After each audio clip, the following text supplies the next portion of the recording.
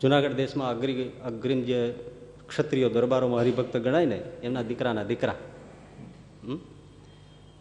મેં જોયેલા. તો વિલાયત ભણેલા, ગુજરાત સરકારમાં બહુ મોટા અમલદાર, સચિવાલયમાં એવી પોસ્ટ, વિદ્યા પણ એવી, બાહોશ એવા મોટા અમલદાર. લગ્ન થયા પછી એમને ત્યાં થોડા વર્ષ જતાં દીકરીનો જન્મ થયો. સાંભળજો એક બે વાર, દીકરીનો જન્મ થયો એટલે પહેલી પ્રસૂતિ હોય એટલે એમના પિયર હોય પત્ની, એટલે પછી ત્યાંથી સમાચાર આવ્યા કે દીકરીનો જન્મ થયો છે. એટલે થોડા દિવસ પછી દીકરીનું મોઢું જોવા માટે આ ભાઈ ત્યાં ગયા. હવે દરબારોનો જમાનો અને એ પ્રમાણે હોય એટલે ઓજલમાં પડદામાં એ પેલા એમના પત્ની હોય ઓરડામાં બહાર આવ્યા એટલે ખબર કર્યા કે આવ્યા છે.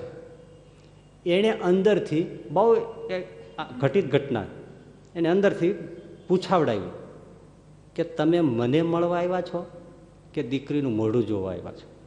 લો બોલો. હવે આમણે સ્વાભાવિક બહુ સરળતાથી એમ કીધું, એમને તો જોયા છે, મળ્યા છે, બધું છે, એટલે આજે તો આ પ્રસંગ જ એનો છે ને, એટલે છે જે સ્વાભાવિક બહુ નોર્મલી એમ કીધું દીકરીનું મોઢું જોવા આવ્યું છે. તો દીકરીને એક ટોપલીમાં પધરાવી, ગોદડી સરસ ઓઢાડી અને બહાર દાસી સાથે મોકલી દીધી. લ્યો આનું મોઢું જોઈ ભૈયા. હવે હું તમને મારું મોઢું નહીં બતાવું, આટલી જ વાત.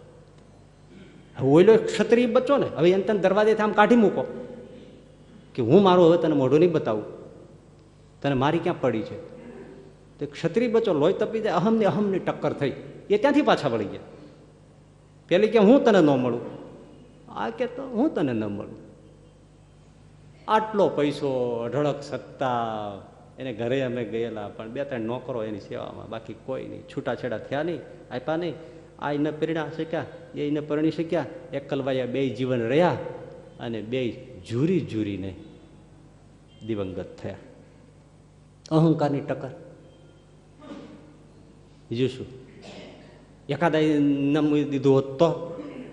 અહંકાર શું કરે છે તમે જો, ઘરને ઉજાડી નાખે. હવે બીજી એક ઘટના તમને કહું. પતિ પત્ની એને ઝઘડો થયો, કોર્ટમાં કેસ દાખલ કર્યો. શેનો? છૂટાછેડાનો. લાંબુ લાંબુ ચાલે. એક જ બસમાં બેસીને કોર્ટમાં આવવાનું. હવે મહિલાઓ તો આગળ હોય, પુરુષો બધા પાછળ હોય.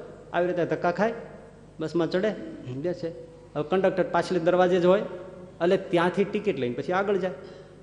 એટલે પુરુષોની ટિકિટ કાપતા કાપતા પછી બહેનો પાસે ગયા. તે પેલા બેન હતા, આ પાછળ જે બેઠો હતો એની પત્ની, જેનો કોર્ટમાં કેસ ચાલતો હતો બેયનો, એની પાસે ગયા. એટલે પેલા બેને તરત ખિસ્સામાંથી લઈને ટિકિટના પૈસા કાઢીને પેલા કંડક્ટરની સામે ધર્યા. એટલે કંડક્ટરે કીધું, બેન તમારી ટિકિટ તો લેવાઈ ગઈ છે. કોણે લઈ લીધી? તો પાછળ એક ભાઈ બેઠા છે, એમણે લઈ લીધી. તો કોણ ભાઈ? ઓલા ઓલો ટોપી પહેરીએ, હા એમણે લીધી. હા એમણે કીધું કે એમની પણ લઈ લેજો. એમ આંખમાં પાણી આવી ગયા. અરે રે, મેં એને એટલા ઊંચકાવ્યા, ન દેવાય એવી ગાળો દીધી, ડિક્શનરી બહારનું સંભળાવ્યું, હાથ પેઢીનું સંભળાવ્યું, કોર્ટમાં ધક્કા ખવડાવ્યા. કોર્ટમાં મેં પણ કેવું કેવું કીધું, તો એ મારા પ્રત્યે આવી કુણી લાગણી. આંખમાં શું આવી ગયા? હેઠા ઉતરી ગયા, કોર્ટમાં ગયા. પણ સીધું જ કોર્ટમાં જઈ અને બે જણાએ કીધું, જજ સાહેબ અમારે કેસ પાછો ખેંચી લેવો છે, હવે અમે મરીએ ત્યાં સુધી બે સાથે રહેશું, ક્યારે કોર્ટના પગથિયા નહીં ચડીએ. એક જણાએ નમતું મૂક્યું, વાત પૂરી થઈ ગઈ.